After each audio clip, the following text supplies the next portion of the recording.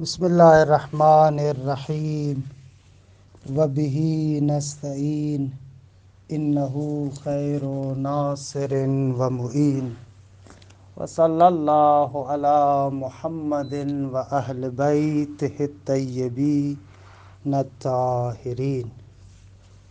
پروردگار عالم آپ تمام عزیزان کی توفیقات خیر میں اضافہ فرمائے۔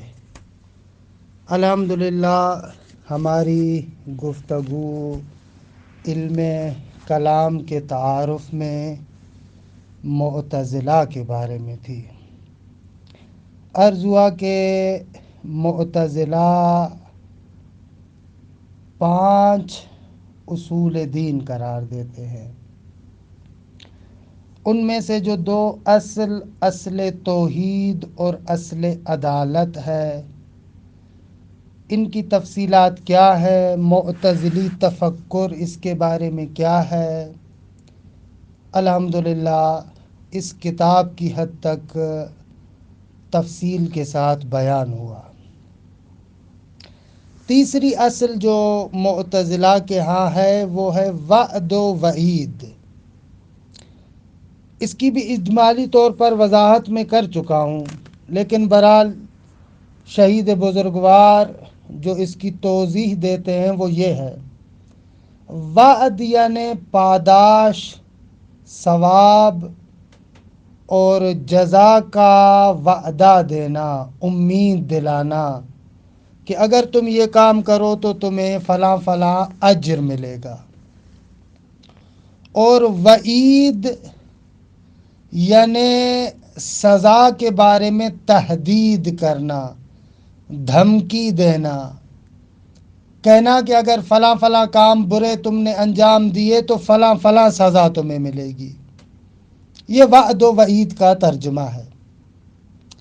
اچھا، معتزلہ کا نظریہ یہاں پر یہ ہے، جیسے کہ پہلے بھی عرض کر چکا ہوں، وہ کہتے ہیں کہ خداوند متعال نے جو نوید اور بشارت دی ہے کہ فلاں کام کرو تمہیں یہ اجر ملے گا، تو خدا اس پر حتماً عمل کرے گا، کیونکہ خود قرآن میں فرماتا ہے سورہ آل عمران میں کہ ان اللہ لا یخلف المیعاد، خدا وعدے خلافی نہیں کرتا۔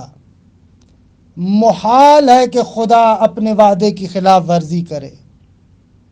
اچھا، اس وعد کے مورد میں، نوید کے مورد میں، جو اچھا کام کرو تو تمہیں یہ اجر ملے گا، اس پر تمام مسلمانوں کا اتفاق ہے اور اجماع ہے۔ سب لوگ یہی کہتے ہیں کہ خدا نے جب آپ کو وعدہ دیا ہے فلاں اچھا کام کریں گے تو یہ اجر آپ کو ملے گا، تو خدا قطعاً دے گا۔ اس میں معتزلی، اشعری اور کوئی بھی فرقہ اختلاف نہیں کہتا، سب کہتے ہیں اسی طریقے سے۔ لیکن معتزلی کا جو امتیاز ہے، جس سے جدا ہوتا ہے دوسرے فرقوں سے، وہ یہ ہے کہ وہ کہتا ہے کہ وعید، دھمکی کی صورت میں بھی خدا کو اس اپنی تہدید اور دھمکی پر عمل کرنا واجب ہے۔ اگر خدا نے کہا ہے فلاں برے کام پر تمہیں سزا دوں گا تو قطعاً قیامت کے دن دینا چاہیے خدا کو سزا۔ اگر سزا نہیں دے گا تو یہ وعدہ خلافی ہے۔ یہاں پر معتزلی دوسروں سے جدا ہوتا ہے۔ معتزلی کہتا ہے کہ وعید میں بھی تخلف نہیں ہو سکتا، لہذا جتنے بھی فساق اور فجار ہیں، فاسق ہے، فاجر ہے، ظالم ہے، یہ قیامت کے دن عذاب کو بھگتیں گے۔ جھوٹا انسان ہے، شراب خور انسان ہے، خوب ان کی جو سزا معین کی گئی ہے قیامت کے دن قطعاً ان کو وہ سزا ملے گی۔ صرف ایک صورت میں قیامت کے دن عذاب سے یہ لوگ بچ سکتے ہیں، وہ یہ ہے کہ دنیا میں توبہ کریں۔ اگر دنیا میں ان لوگوں نے توبہ کر لی تو قیامت کے دن عذاب نہیں ہوگا، لیکن اگر دنیا میں توبہ نہیں کرتا تو قیامت کے دن اس کو عذاب ملے گا۔ دوسرے لفظوں میں معتزلی یہ عقیدہ رکھتے ہیں کہ مغفرت توبہ کے بغیر ناممکن ہے۔ اگر توبہ کر کے نہیں مرا اور اس دنیا سے چلا گیا تو قطعاً قیامت کے دن اس کو سزا ملے گی، کیونکہ اگر خدا سزا نہیں دے گا تو یہ وعدہ خلافی ہوگی، اور وعدہ خلافی کبھی ہے اور محال ہے۔ یہ نقطہ ہے۔ اصل جو معتزلہ کا عقیدہ ہے وہ یہ ہے کہ مغفرت توبہ کے ساتھ مربوط ہے۔ اگر توبہ نہیں ہے تو قیامت کے دن کوئی مغفرت نہیں، کوئی شفاعت، کوئی خدا کی رحمت شامل حال ہو، کچھ بھی نہیں ہوگا۔ پھر اس کی عدالت کا تقاضا یہ ہے کہ اس گناہ گار کو سزا دے۔ اس کے بارے میں نے مختصر عرض کیا تھا کہ یہ نظریہ درست نہیں ہے۔ تحدید پر اگر وہ عمل نہیں کرتا تو یہ قبیح نہیں ہے، بلکہ یہ تفضل ہے۔ خدا اگر اس کو تفضل کر کے معاف کر دیتا ہے تو یہ کبھی نہیں ہے، یہ کوئی وعدہ خلافی نہیں ہے، یہ کبھی نہیں ہے۔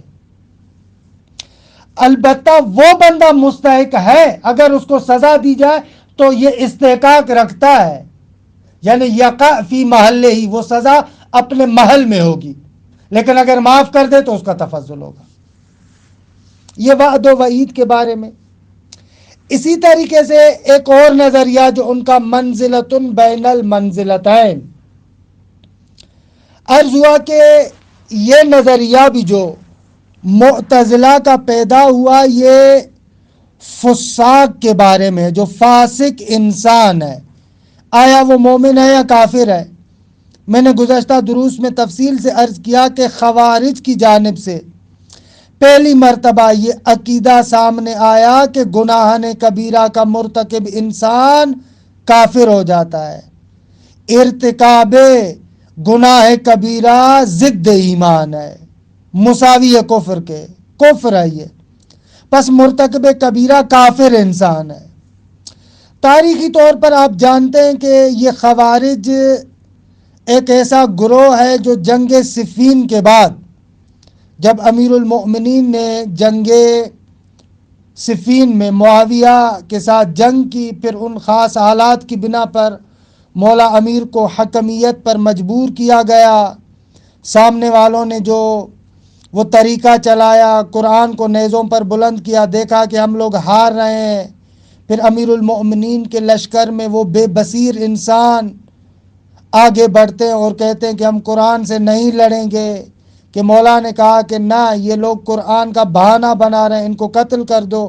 لیکن بہرحال امیر المؤمنین کو مجبور کرتے ہیں کہ مولا حکمیت پر راضی ہو۔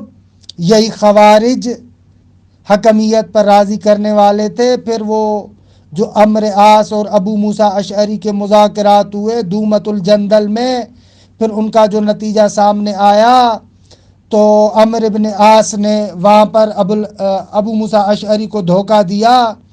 بہرحال وہ مذاکرات ناکام ہوئے۔ ان مذاکرات کے ناکام ہونے کے بعد یہ گروہ وجود میں آتا ہے خوارج کا، کہ ان لوگوں نے پھر اپنی وہ بد اعتقادی کی بنا پر امیر المؤمنین کو بھی مثلا کافر کہنا شروع کیا، معاویہ کو بھی کافر کہنا شروع کیا، اور ان الحکم الا للہ اس کا غلط ترجمہ کرنا شروع کیا کہ کوئی بھی حکمران نہیں ہونا چاہیے، کہ وہ مشہور ساری تفصیلات کے کلمۃ حق یراد بها الباطل، مولا امیر علیہ السلام نے فرمایا کہ بات تو درست ہے، کلمہ حق ہے، لیکن اس سے یہ لوگ غلط ارادہ کرتے ہیں، کہ امیر المومنین کے وہ مفصل مباحثات ان کو سمجھایا بڑے پیمانے پر، لیکن بہرحال یہ آخر تک نہیں سمجھے، کہ امیر المومنین نے مجبوراً ان کے ساتھ جنگ کی، کہ جو جنگ نہروان کے نام سے مشہور ہے۔ تو یہ فرقہ اس حکمیت کے زمانے کے بعد وجود میں آیا، خوارج، کہ ان لوگوں کا معمولاً طریقہ کار یہی تھا، کہتے تھے کہ یہ جو خلفاء ہیں گناہ کبیرہ کے مرتکب ہوئے ہیں، لہٰذا یہ لوگ کافر ہو گئے ہیں اور کافروں کے ساتھ جنگ کرنا ضروری ہے۔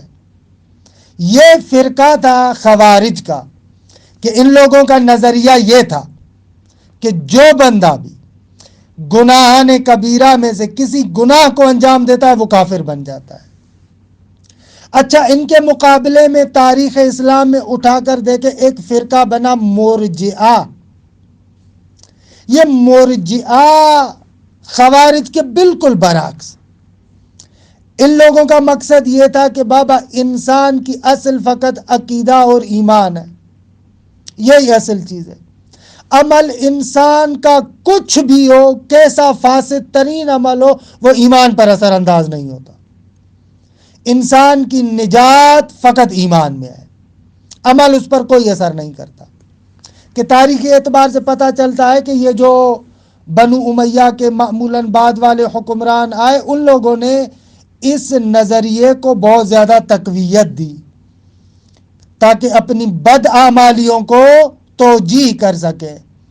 یہ جو ظلم و جور و بدعمالیاں کرتے ہیں، خوب ان کی توجیہ کی جا سکے کہ بھائی مومن تو ہے، بس مومن ہے، لہٰذا کتنا بھی تباہ کار ہو، کتنا بھی برا ہو، یہ بندہ اہل بہشت ہے۔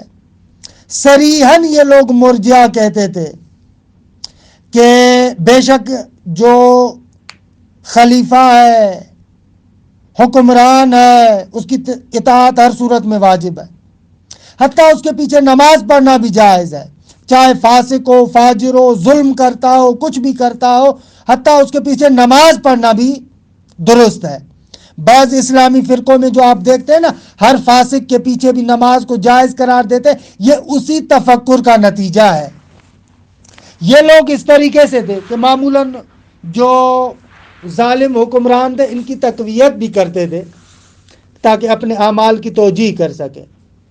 ان لوگوں کا کہنا تھا کہ گناہ انسان کو کچھ بھی نہیں کرتا، فقط عمل ہونا چاہیے، چاہے پھر تمہاری مرضی جو کچھ کرتے پھرو۔ ادھر سے خوارج کہتے تھے نہ، اگر کسی نے بھی کسی گناہ نے کبیرہ کو انجام دیا، وہ بندہ کافر بن گیا۔ معتزلہ آئے اور ان لوگوں نے کہا کہ نہ تو ہم مرجئہ کی بات کرتے، نہ خوارج کی بات کرتے، یہ گناہ کبیرہ کا مرتکب نہیں مؤمن ہے اور نہ ہی کافر ہے، منزلۃ بین المنزلتین۔ یہ معتزلہ کی نظر منزلۃ بین المنزلتین اس جگہ پر وجود میں آئی، اور اتفاق سے کہتے ہیں یہ نظریہ پہلی مرتبہ جس نے ابراز کیا اور ظاہر کیا وہ واصل ابن عطا تھا۔ یہ واصل ابن عطا حسن بصری کا شاگرد تھا۔ تاریخوں میں ملتا ہے کہ ایک مرتبہ یہ لوگ بیٹھے تھے تو وہاں پر حسن بصری سے کسی نے سوال کیا اس خوارج اور مرجئہ کے اختلاف کے بارے میں۔ بالآخر مرتکب کبیرہ کافر ہو جاتا ہے یا مرجئہ کی نظر کہ بھئی آپ کتنے بھی بد عمل ہوں، جو آپ کا دل چاہے وہ کرتے رہیں، ایمان ہو فقط یہی کافی ہے، عمل کی ضرورت نہیں ہے۔ تو یہاں پر حسن بصری سے پہلے واصل ابن عطا جواب دیتا ہے۔ واصل ابن عطا کہتا ہے کہ میرے عقیدے کے مطابق اہل کبائر جو فاسق ہیں نہ کافر ہیں اور نہ ہی مومن ہیں۔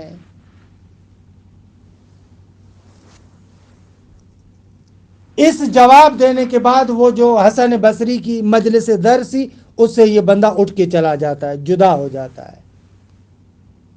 بعض کہتے ہیں کہ حسن بصری نے اس کو خود اپنے در سے نکال دیا، لیکن بہرحال یہ بندہ جدا ہوا حسن بصری سے۔ حسن بصری سے جو جدا ہوا تو اس کا ایک شاگرد ہے عمرو بن عبید، معتزلہ کی یہ بھی بہت بڑی شخصیت ہے۔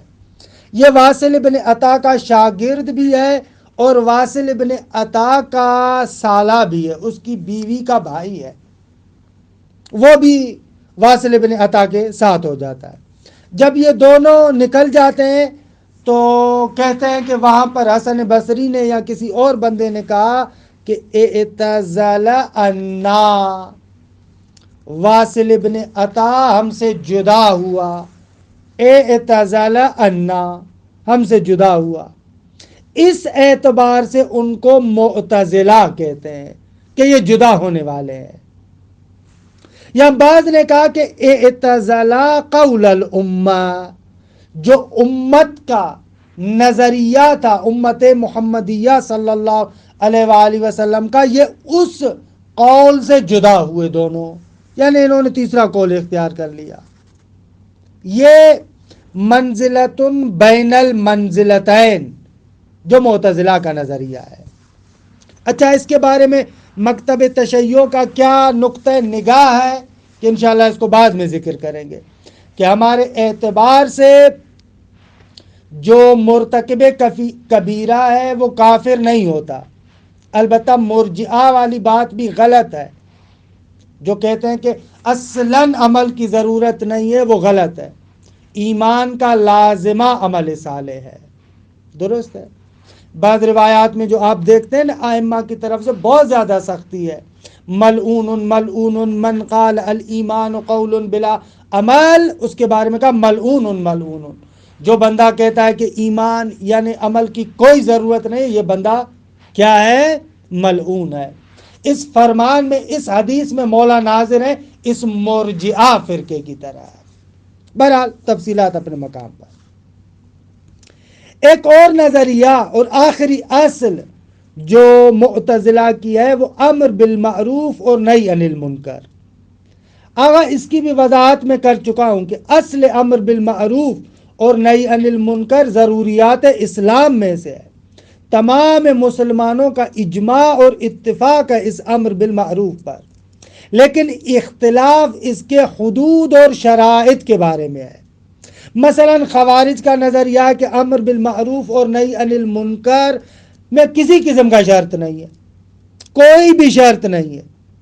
ان لوگوں کا عقیدہ ہے کہ ہر صورت میں ان دونوں فریضوں کو انجام دینا ہے، چاہے موفقیت اور کامیابی کا احتمال ہو یا نہ ہو، چاہے اس پر بہت بڑا مفسدہ مترتب ہوتا ہو یا نہیں ہوتا ہو، ہر صورت میں امر بالمعروف اور نہی عن المنکر کرنا ہے.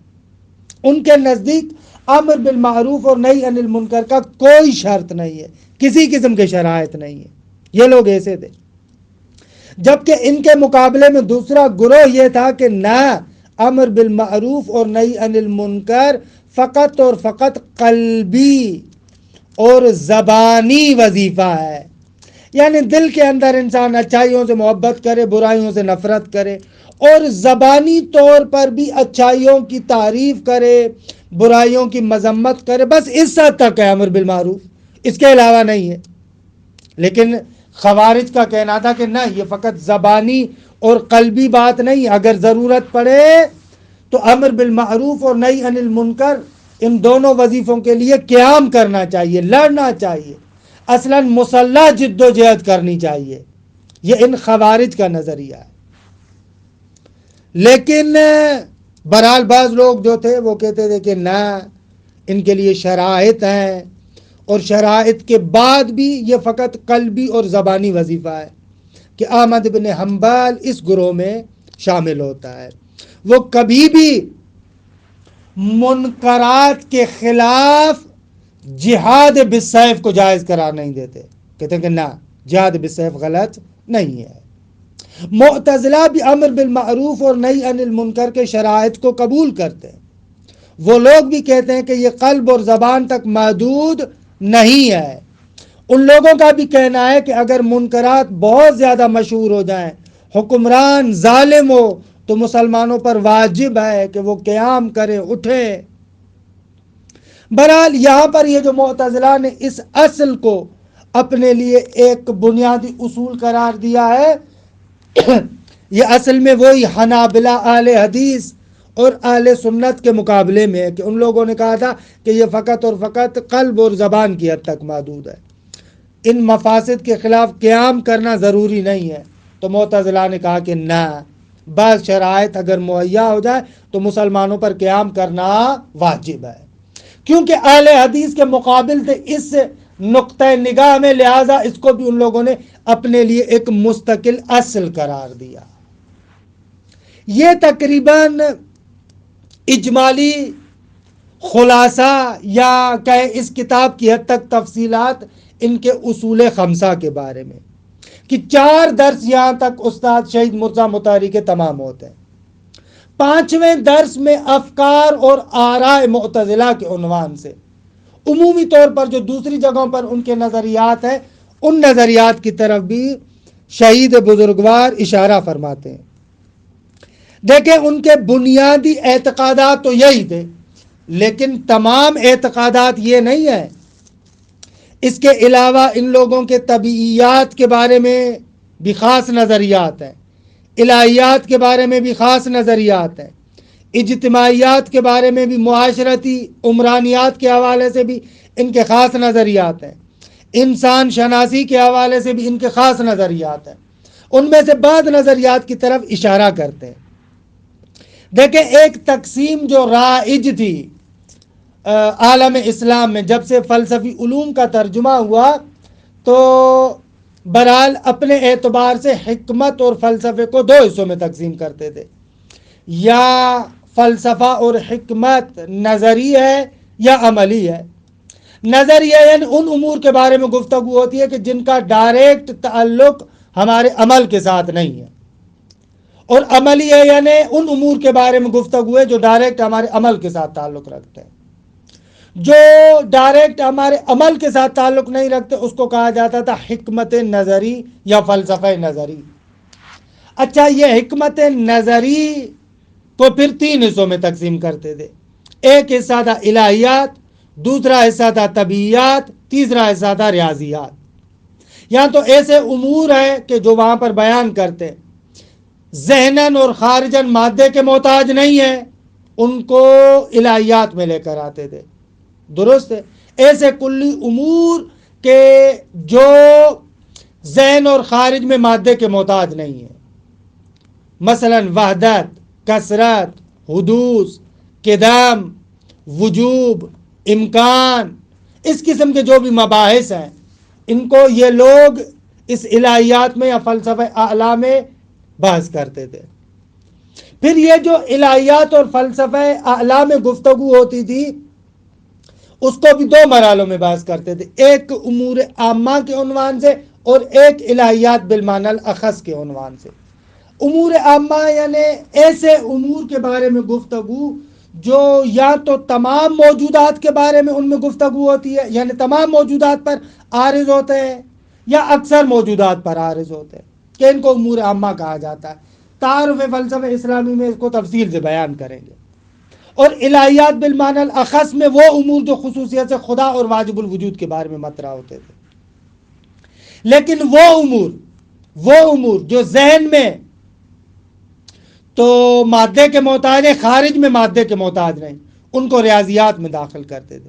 لیکن جو ذہن اور خارج دونوں میں مادے کے محتاج ہیں، ان کو طبیعیات میں داخل کرتے تھے۔ تو اس اعتبار سے جب فلسفے کا ترجمہ ہوا، فلسفے کے ساتھ ان متکلمین کی نوک جھوک ہوتی رہی، خصوصیت سے معتزلہ ان کے ساتھ لڑتے جھگڑتے رہے، تو بہرحال الہیات کے مورد میں، طبیعیات کے مورد میں، حتیٰ انسان کے بارے میں ان لوگوں کے اپنے خاص نظریات ہیں جو امور عامہ میں بھی ظاہر ہوتے ہیں، خدا شناسی کے باعث میں بھی ظاہر ہوتے ہیں، حتیٰ طبیعیات میں بھی ظاہر ہوتے ہیں۔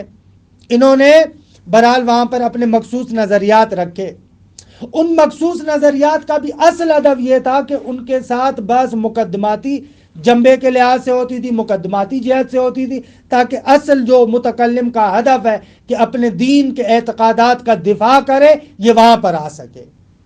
اس اعتبار سے ہم ایک چھوٹی سی فہرست جو یہاں پر استاد شہید مرزا مطہری پیش کرتے ہیں اس کی طرف اشارہ کرتے ہیں۔ مثلا ان لوگوں کا توحید صفاتی کے بارے میں مخصوص نظریہ تھا جو گزر چکا، عدل الہی کے بارے میں مخصوص نظریہ تھا جو گزر چکا، اور اسی طریقے سے ایک مسئلہ کہ جو بعد میں فتنے کی شکل اختیار کی تھی، جس نے میں نے پہلے بیان کیا تھا، کلام خدا کے بارے میں۔ آیا یہ کلام خدا کا متکلم ہونا صفات ذاتی میں سے ہے یا صفات فعلی میں سے ہے؟ تو انشاءاللہ اس کی وضاحت اپنے مقام پر کریں گے، صفات ذاتی کسے کہتے ہیں اور صفات فعلی کسے کہتے ہیں۔ اجمالاً صرف اتنا جانے، ہر وہ صفت کہ جس کو مقام ذات سے انتزاع کیا جائے وہ صفت ذاتی ہے، اور ہر وہ صفت جس کو مقام فعل سے انتزاع کیا جائے اس کو صفت فعلی کہتے ہیں۔ معتزلہ کا ماننا تھا کلام خدا مخلوق ہے، یعنی صفات فعل میں سے ہے۔ اچھا، جب مخلوق ہے تو قطعاً وہ حادث ہے، قدیم نہیں ہے۔ اسی طریقے سے معتزلہ کا ایک نظریہ یہ تھا کہ وہ کہتے تھے افعال اللہ معلل بالاغراض، خداوند متعال کے افعال میں غرض و غایت ہوتی ہے، البتہ یہ اور بات ہے کہ وہ فائدہ اور نتیجہ خود مخلوق کی طرف پلٹتا ہے، جیسا کہ بیان بھی کیا۔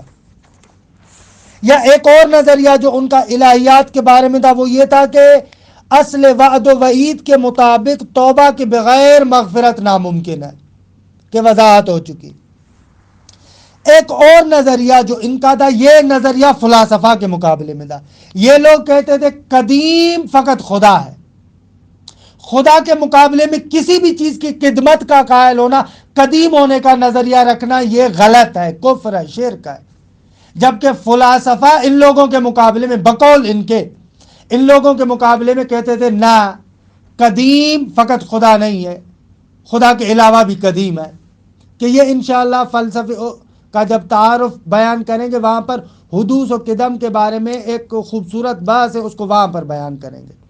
لیکن معتزلہ کا نظریہ یہ ہے کہ قدیم فقط خدا ہے، کسی اور کو بھی آپ نے کہا کہ یہ قدیم ہے، یہ کفر ہے، یہ شرک ہے۔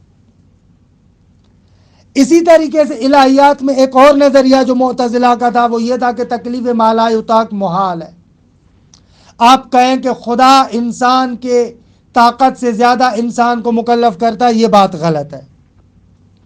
اسی طریقے سے یہ لوگ معتزلی توحید کے باب میں کہتے تھے کہ بندوں کے جتنے بھی افعال ہیں وہ فقط بندوں کے، مخلوق خدا نہیں ہے۔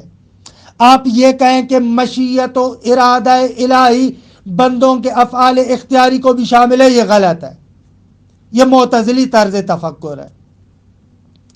اچھا، اسی طریقے سے ایک اور نقطہ جو اگرچہ پہلے والے نقطے سے سمجھ میں آ رہا تھا، لیکن اس کی اہمیت کی وجہ سے عرض کر رہا ہوں کہ معتزلہ قائل تھے کہ عالم حادث ہے، البتہ اس حدوث سے مراد حدوث زمانی ہے، یعنی ایک زمانہ ایسا تھا کہ جب کچھ نہیں تھا، پھر خدا نے بنانا شروع کیا، جو عام طور پر ہم تصور رکھتے ہیں۔ یہ نظریہ بھی ان کا فلاسفہ کے مقابلے میں تھا، یہ وقت فہرست بیان کر رہے ہیں۔ اسی طریقے سے ایک اور نظریہ ان کا جو عام طور پر اشاعرہ کے مقابلے میں، وہ یہ کہ خدا کو نہ دنیا میں نہ آخرت میں کسی بھی جگہ پر نہیں دیکھا جا سکتا، اور رؤیت خدا محال ہے۔ یہ چند نظریات ان کے الہیات کے بارے میں اور خدا شناسی کے بارے میں۔ اچھا، کچھ نظریات ان کے طبیعیات قدیم کے بارے میں، مثلا وہ لوگ کہتے تھے کہ جسم اجزائے لا یتجزا سے مرکب ہے، کہ طبیعت قدیم میں بحث ہے، میں اس کی توضیحات نہیں دینا چاہ رہا یہاں پر، کہ چھوٹے چھوٹے ذرات ہیں، ایٹم ہیں جو نہیں ٹوٹ سکتے، ان سے جڑ کر جسم بنتا ہے، کہ تفصیلات طبیعت میں شرح منظومہ میں مفصل بحث ہے، اسفار میں مفصل بحث ہے، حتیٰ بدایہ نہایہ میں بھی کسی حد تک مرحوم علامہ نے ان مباحث کو ذکر کیا ہے۔ یہ ایک نظر ہے ان کی۔ دوسری نظر، طبیعیات میں بو جو انسان سونگھتا ہے، چاہے اچھی ہو، خوشبو ہو یا بدبو ہو، اس بو کی حقیقت کیا ہے؟ یہ کیفیات مقولات عشر کی بحث میں جب کیف کے بارے میں گفتگو کرتے ہیں، پھر کیف کے جو مختلف اقسام بیان کرتے ہیں، کیف محسوس، پھر کیف محسوس کے پھر اقسام بیان کرتے ہیں، ان میں سے جو کیف مسموع ہے ایک بو ہے۔ تو اس کی حقیقت کیا ہے؟ کہتے ہیں بو حقیقت میں چھوٹے چھوٹے ذرات ہیں جو فضا کے اندر پھیلے ہوئے ہوتے ہیں۔ طعم، ذائقہ، اسی طریقے سے چھوٹے چھوٹے ذرات ہیں کہ جو انسان کے ذائقے پر اثر انداز ہوتے ہیں، اور اسی طریقے سے روشنائی بھی چھوٹے چھوٹے ذرات ہیں جو فضا میں پھیلے ہوئے ہیں۔ یہ طبیعت قدیم کے بارے میں کہ بہرحال اگر اس بات کو میں یہاں پر بیان کروں تو بات سے نکل جائیں گے، زیادہ فائدہ بھی نہیں ہے۔ اسی طریقے سے طبیعیات میں ان کا ایک نظریہ یہ تھا کہ تداخل اجسام جائز ہے۔ بعض معتزلہ کہتے تھے کہ بعض اجسام میں تداخل جائز ہے، ممکن ہے۔ اسی طریقے سے بعض معتزلی کہتے تھے کہ تفرع محال نہیں ہے، کہ یہ سارے طبیعیات میں شرح منظومہ میں بھی مفصل طریقے سے مباحث ہے کہ بہرحال ان کے لیے اپنی ایک خاص فضا ہے کہ اس فضا میں نہیں جانا چاہتا۔ اجمالاً تفرع یعنی ایک موجود بعض مراحل کو طے کیے بغیر اس کے بعد والے مراحل تک پہنچ جائے، اس کو کہتے ہیں تفرع۔ کہ یہ بہرحال ایک لمبی چوڑی بحث ہے کہ شرح منظومہ میں مرحوم حاجی نے خوبصورت طریقے سے بیان بھی کیا ہے، کہ بہرحال اگر ادھر گیا تو اس کے لیے بھی بہرحال 2-3 جلسے چاہیے، کہ دیکھیے اتنی ضرورت نہیں ہے۔ یہ طبیعیات کے بارے میں ان کے نظریات۔ فقط فہرست بیان کر رہے ہیں آپ کو۔ اچھا، انسان شناسی کے باب میں خوب ایک نظریہ انسان کے بارے میں ان کا یہ کہ انسان آزاد اور مختار ہے، مجبور نہیں ہے۔ خوب عدل الہی کا نتیجہ یہ لے رہے تھے۔ آغا استطاعت کو یہ لوگ قبول کرتے تھے، یعنی انسان ہر فعل سے پہلے قدرت رکھتا ہے، اس کو چاہے انجام دے چاہے اس کو ترک کرے، یہ استطاعت ہے۔ یا اسی طریقے سے مومن کفر پر قدرت رکھتا ہے، کافر ایمان پر قدرت رکھتا ہے، فاسق نہ مومن ہے نہ کافر ہے۔ خوب عقل بعض مسائل کو مستقل طریقے سے سمجھتی ہے، چاہے شریعت ہو یا نہ ہو، بعض چیزوں کو عقل مستقل طریقے سے درک کرتی ہے۔ آغا حدیث میں اور عقل میں تعارض اور ٹکراؤ ہو جائے تو کیا کرے؟ معتزلی کہتا ہے عقل کو مقدم کریں گے۔ قرآن کو عقل کے ذریعے سے آپ تفسیر کر سکتے ہیں، یہ ان کے بعض نظریات انسان کے باب میں۔ اچھا، اجتماعیات اور سیاسیات کے بارے میں ان کے نظریات کہہ رہے امر بالمعروف اور نہی عن المنکر واجب ہے، اگرچہ اس کے لیے قیام بالسیف کرنا پڑے۔ آغا جو خلفائے راشدین ہیں، 4 خلیفے اہل سنت کے ہاں، خوب ان کی خلافت کو یہ لوگ شرعی اور صحیح سمجھتے ہیں، اور اسی ترتیب کے ساتھ سمجھتے ہیں جو ترتیب خارج میں ہوئی، یعنی پہلے حضرت ابوبکر، پھر حضرت عمر، پھر حضرت عثمان، پھر مولا امیر علیہ الصلوۃ والسلام۔ یہ معتزلہ کا نظریہ۔ اچھا، بعض معتزلیوں کا نظریہ ہے کہ امیر المؤمنین اپنے سے جو پہلے خلیفے ہیں ان سے افضل تھے۔ بعض معتزلہ اس کو مانتے ہیں، البتہ بعض کو چھوڑ کر، مثلا جیسے واصل ابن عطا، وہ ابو بکر کو مثلا افضل سمجھتا تھا، جبکہ جو بعد والے متأخر معتزلی معمولاً علی علیہ السلام کو افضل سمجھتے ہیں۔ معتزلہ کا ایک اور نظریہ یہ ہے کہ صحابہ پیغمبر کے بارے میں نقد کیا جا سکتا ہے، تنقید کی جا سکتی ہے، ان کے بعض افعال پر آپ نقد کر سکتے ہیں۔ ایک اور جو سیاسی اعتبار سے یہ حضرت عمر اور امیر المؤمنین علیہ السلام کی روش سیاست میں آ کر تحلیل کریں، تبصرہ کریں، بہرحال اس میں بھی ایک خاص نقطہ نگاہ تھا ان لوگوں کا۔ یہ وہ بعض مسائل ہیں جو سیاسی اور اجتماعی اعتبار سے ہیں۔ اچھا، معتزلہ کا جو ایک نقطہ امتیاز ہے اور اچھا نقطہ ہے، وہ یہ نقطہ ہے کہ یہ لوگ جیسے ہی فلسفہ یونان کا ترجمہ ہوا تو بہرحال یونانی فلسفے کے سامنے تسلیم نہیں ہوئے، بلکہ اپنی وسعت اور طاقت کے اعتبار سے شہامت کا ثبوت دیا اور فلسفے اور فلاسفہ کا رد کرنا شروع کر دیا انہوں نے۔ ایک بہت بڑا گروہ ایسا تھا جو ان مباحث کی طرف نہیں جاتا تھا، یہ لوگ ان مباحث کی طرف جاتے تھے، ان کے ساتھ گفتگو کرتے، نقد کرتے، ان پر رد لکھتے۔ یہ معتزلہ اس طریقے سے تھے۔ البتہ یہ اور بات ہے کہ واقع اور حقیقت کیا ہے، واقعاً یہ اس کو نقد کر پائے یا نہیں کر پائے یہ علیحدہ مسئلہ ہے، لیکن یہ لوگ اپنی طرف سے نقد کرتے تھے، تنقید کرتے تھے، اس کا انکار نہیں ہے۔ یہ تقریباً معتزلہ کے بارے میں اور ان کے عقائد کے بارے میں ایک خلاصہ بحث ہے۔ آخر میں ایک نقطہ جس کی طرف شہید بزرگوار اشارہ کرتے ہیں، اور یہ کیونکہ اتنا گفتگو اس معنی میں ضرورت نہیں ہے بلکہ ایک مطالعے کی چیز ہے کہ جو اردو ترجمہ بھی آپ کے پاس ہے، آپ کو مطالعہ کرنا چاہیے، وہ تحول تاریخی اعتبار سے ان میں کون کون سی تبدیلیاں آئی ہیں، کہ میں اجمالاً اشارہ کرتا ہوں، باقی آپ اس کا مطالعہ کیجئے گا۔ دیکھیں، کسی بھی مکتب فکر کو آپ اٹھا کر دیکھیں، وہ اچانک سے شروع سے ہی اپنے عروج پر نہیں ہوتا، بلکہ آہستہ آہستہ مسائل اٹھتے ہیں، زمانہ گزرتا ہے، پھر مسائل سے دوسرے مسائل، پھر ان سے تیسرے مسائل، اس طریقے سے اس کے اندر تکامل اور تحول آتا ہے۔ تو معتزلہ بھی اسی طریقے سے، ان لوگوں نے آغاز جبر و اختیار کے مسئلے سے کیا۔ اچھا، یہ جبر و اختیار کے مسئلے کے بارے میں عرض بھی کیا کہ ایک تو طبعی مسئلہ ہے اور دوسری طرف سے آیات قرآنی بھی ہے۔ بعض آیات قرآنی سے ایسے لگتا ہے انسان مختار اور آزاد ہے، جبر نہیں ہے۔ جبکہ بعض آیات سے ایسے پتہ چلتا ہے کہ ہر کام خدا کی مشیت کے مطابق ہوتا ہے۔ تو اب ان آیات کو کس طریقے سے آپس میں جمع کریں؟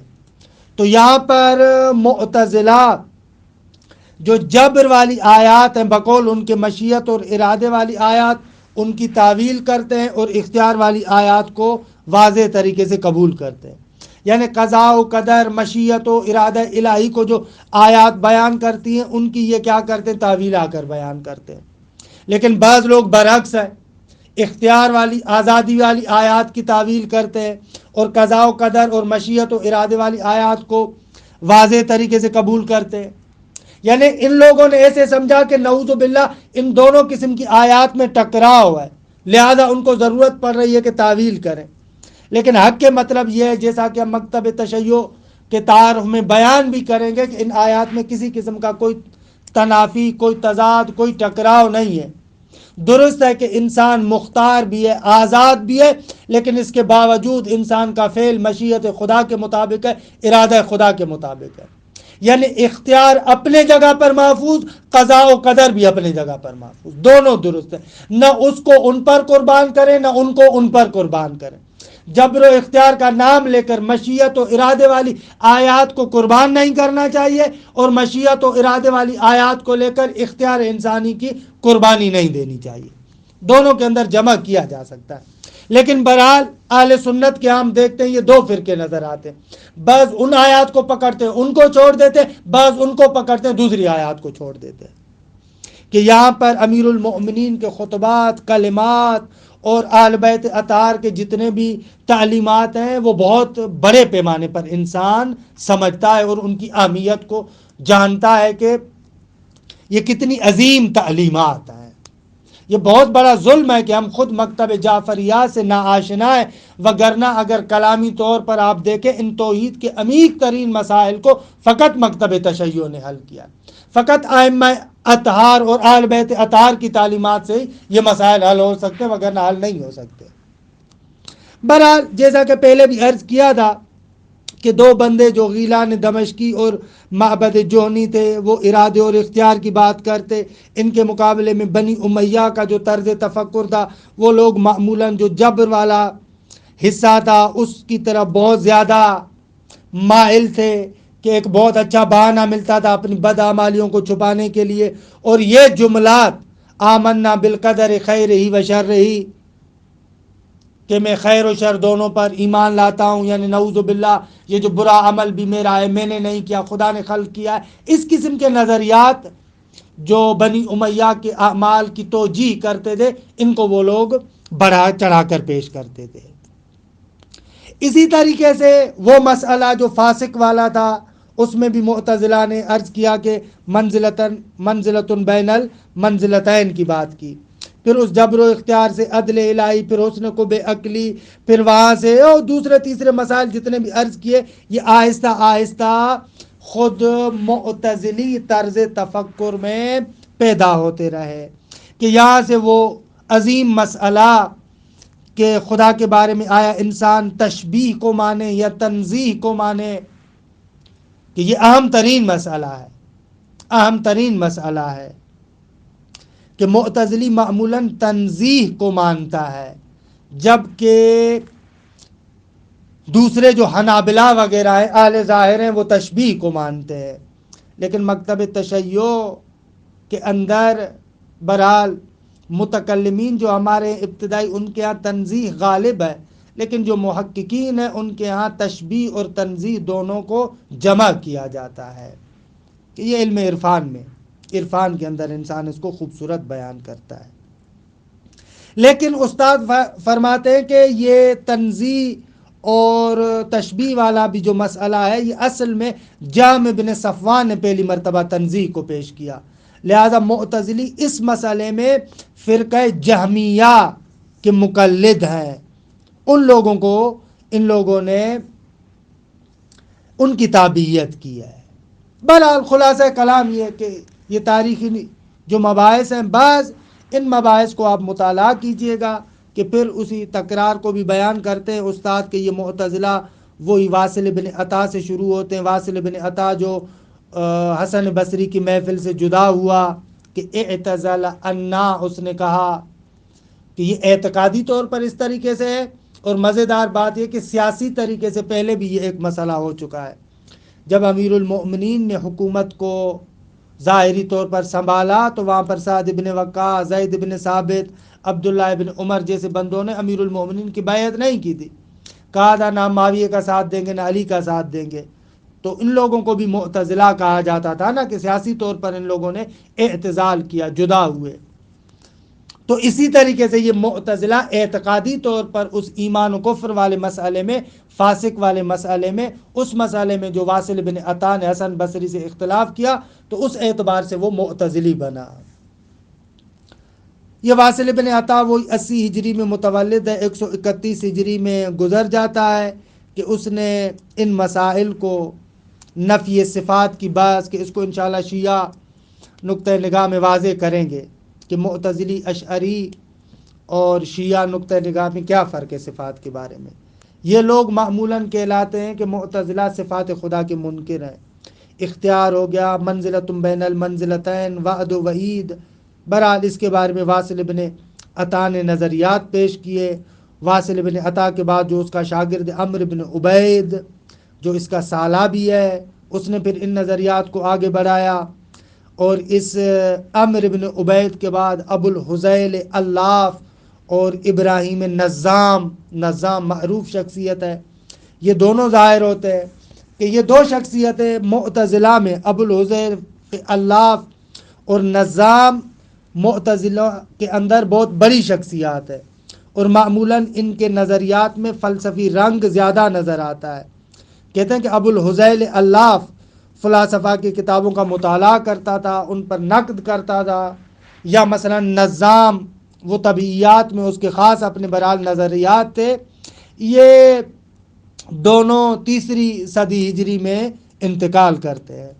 کہتے ہیں کہ احتمال قوی ہے کہ ابو الحذیل اللاف 235 میں اور نظام 231 میں مر جاتے ہیں، متوفہ یہ ہے۔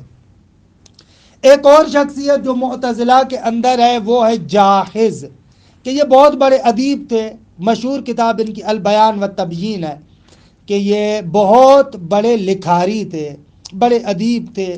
یہ 3 صدی کی عام ترین شخصیات میں سے معتزلہ میں یہ جاحظ بہت بڑی شخصیت ہے۔ جاحظ کے بارے میں بڑی بڑی باتیں مشہور ہیں، کہ بہرحال وہ ادبی کتابوں میں بھی آپ پڑھ سکتے ہیں۔ معتزلہ بنی امیہ کے زمانے میں ان لوگوں کے روابط تو حکومت کے ساتھ اتنے اچھے نہیں تھے۔ بنی عباس کے اوائلی دور میں، ابتدائی جو ابو العباس صفا وغیرہ کا زمانہ، اس زمانے میں معمولاً یہ لوگ بے طرف رہے۔ ابو العباس صفا کا زمانہ، منصور دوانکی کا زمانہ، ہارون کا زمانہ، یہ اس میں تقریباً بے طرف تھے۔ لیکن مأمون الرشید، کہ بہرحال جو خود اہل فضل تھا، پڑھا لکھا بندہ بھی تھا، علم و ادب و فلسفہ ان کے ساتھ بہرحال محبت بھی کرتا تھا، عباسیوں میں یہ بہرحال پڑھا لکھا شمار ہوتا تھا۔ یہ لوگ ایسے آئے کہ اس زمانے میں معتزلہ بہرحال مأمون کی طرف زیادہ مائل ہوئے، مأمون نے بھی ان کو سپورٹ کیا۔ مأمون ہے، اس کے بعد معتصم ہے، معتصم کے بعد واسق ہے، کہ ان لوگوں نے بڑے پیمانے پر معتزلہ کی حمایت کی۔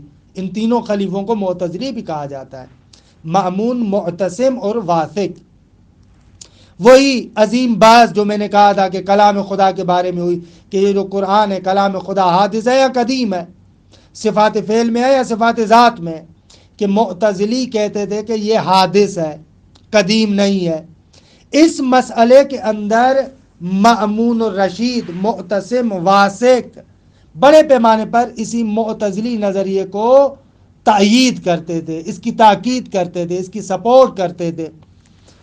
اور حتیٰ جو بندہ مأمون کے زمانے میں، تو جو بندہ اس نظریے کو نہیں مانتا تھا، مأمون الرشید اس کو جیل میں بھیج دیتا تھا، زندان میں بھیجتا تھا، شکنجہ کرتا تھا، ان پر بڑی سختیاں کرتا تھا۔ یہاں تک کہ اسی زمانے میں کہتے ہیں کہ احمد بن حنبل جو معروف شخصیات ہے حنابلہ میں سے، وہ بھی جو زندانی ہوتا ہے، جیل میں جاتا ہے، اسی مسئلے کی وجہ سے جاتا ہے۔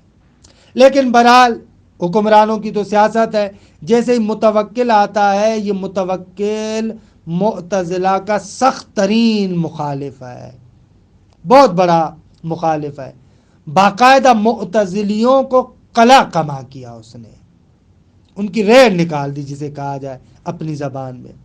بہت زیادہ خون بہایا گیا اور بہانا اسی مسئلے کو بنایا کہ کلام خدا حادث ہے یا قدیم ہے۔ اسی لیے تاریخ اسلام میں اس دور کو، زمانے کو کہتے ہیں زمانہ محنت، سختی کا زمانہ ہے۔ بہرحال متوکل نے معتزلیوں کی ایسی کمر توڑی کہ اس کے بعد بیچارے اپنی کمر سیدھی نہ کر پائے، میدان میں یہ لوگ نہ آ پائے۔ ان لوگوں نے سپورٹ کیا، وہی جو اہل حدیث اہل سنت معمولاً کہلاتے، ان کی سپورٹ زیادہ کی، اور پھر بہرحال وہ ابھر کے سامنے آئے اور معتزلہ آہستہ آہستہ ان میں افول آیا، یہاں تک کہ بعد میں چند اور شخصیتیں ان کی آئی، مثلا جیسے ابو القاسم بلخی، معروف ہے کعبی کے نام سے، یہ متوفہ 217 ہے، یا ابو علی جبائی متوفہ 303، یا اس ابو علی جبائی کا جو بیٹا ہے ابو ہاشم جبائی، کہ یہ بہت بڑی بڑی شخصیات ہے۔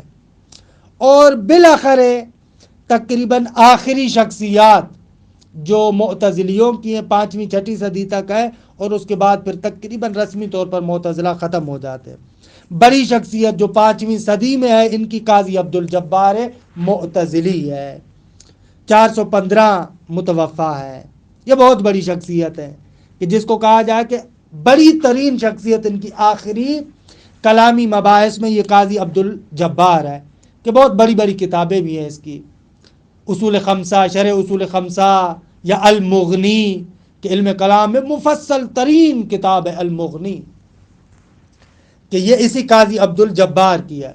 کہ باعث امامت میں سید مرتضیٰ نے جو الشافی فی الامامہ لکھا ہے، وہ اسی قاضی عبد الجبار نے جو المغنی میں مکتب تشیع پر باعث امامت میں اعتراضات کیے ہیں، ان اعتراضات کے جوابات سید مرتضیٰ علم الہدیٰ نے الشافی فی الامامہ میں دیے ہیں۔ اور مزے کی بات عرض کروں کہ اس وقت تک بعد میں حتیٰ جتنے بھی اشعری آئے ہیں وہ باعث امامت میں وہی باتیں کرتے ہیں جو قاضی عبد الجبار نے مغنی میں کہی ہیں، اور اس کا جواب 2 جلدوں میں، کہ 2 نہیں بلکہ ابھی تو 4 جلدوں میں وہ کتاب بھی چھپی، الشافی فی الامامہ، سید مرتضیٰ علم الہدیٰ نے دیا۔ پھر اسی الشافی فی الامامہ کا خلاصہ تلخیص شیخ طوسی نے بنائی، تلخیص شافی کے عنوان سے، کہ یہاں پر نقد کیا گیا اسی قاضی عبد الجبار کو۔ اس وقت جتنی بھی امامت کے باعث میں بعد والے اہل سنت کے علماء باتیں کرتے، معمولاً یہ وہی بات ہے جو قاضی عبد الجبار نے اسی المغنی میں کی ہے، اور اس کا پہلے مرحلے میں جواب سید مرتضیٰ علم الہدیٰ نے دے دیا تھا۔ ایک اور شخصیت کہ جو معتزلیوں میں بہرحال معروف ہے وہ ابو الحسین خیاط کی ہے، کہ الانتصار وغیرہ اس کی کتاب ہے کلامی۔ یا ایک اور شخصیت صاحب ابن عباد جو مشہور شاعر بھی ہیں، وزیر بھی تھے، وہ بھی شخصیت ہے۔ اور ایک اور شخصیت معتزلہ کے بارے میں جو نہایت معروف شخصیت ہے وہ زمخشری کی شخصیت ہے، صاحب تفسیر کشاف 6ٹی صدی میں۔ ایک اور شخصیت بھی ہے البتہ ابن ابی الحدید معتزلی، جو نہج البلاغہ کا شارح ہے۔ یہ معمولاً ان لوگوں کی شخصیات ہیں، بڑی بڑی شخصیات کی جن کا مختصر طریقے سے تعارف بھی کروایا۔ بہرحال عالم اسلام میں عملی طور پر معتزلہ اور مکتب تفکر اعتزال ختم ہو گیا، لیکن شیخ محمد عبدہ اس کے بارے میں کہتے ہیں کہ بعض نظریات جو اہل سنت کے رائج تھے اشاعرہ کے بارے میں، اشعری مکتب فکر کے حوالے سے شیخ محمد عبدہ نے بہرحال تھوڑا سا فاصلہ لیا ہے۔ بعض معتزلی آراء اور نظریات کو اس نے قبول کیا ہے، اسی لیے یہاں پر ایران میں بعض علمی مقالات میں ان کو معتزلہ جدید کے عنوان سے بھی کہا جاتا ہے۔ چند شخصیات کے بارے میں نو معتزلہ، جدید معتزلہ میں اس شیخ محمد عبدہ کو بھی شامل کرتے ہیں۔ بہرحال یہ بھی کہتے ہیں کہ شیخ محمد عبدہ میں جو یہ تبدیلی آئی ہے جب اس نے نہج البلاغہ کا مطالعہ کیا، اور نہج البلاغہ پر شرح بھی لکھی، تو توحید کے مباحث میں، عدل الہی کے مباحث میں امیر المؤمنین کے بیانات سے بہت زیادہ متاثر ہوا، وہ اپنی جو اس کی رسمی نظر تھی اس پر قائم نہیں رہ سکا۔ معاف کیجیے گا، آج کا درس بہت لمبا بھی ہو گیا، کیونکہ ہم چاہ رہے تھے کہ معتزلہ کے بحث کو اسی جگہ پر تمام کریں۔ یہ تقریباً معتزلہ کے نظریات، ان کی شخصیات، سیاسی طور پر تحولات وغیرہ سارے یہی تھے جو آپ کی خدمت میں عرض ہوئے۔ انشاءاللہ آئندہ جلسہ جو چھٹا درس بنتا ہے استاد شہید مرتضیٰ مطہری کا، وہ اشاعرہ کے بارے میں ہے۔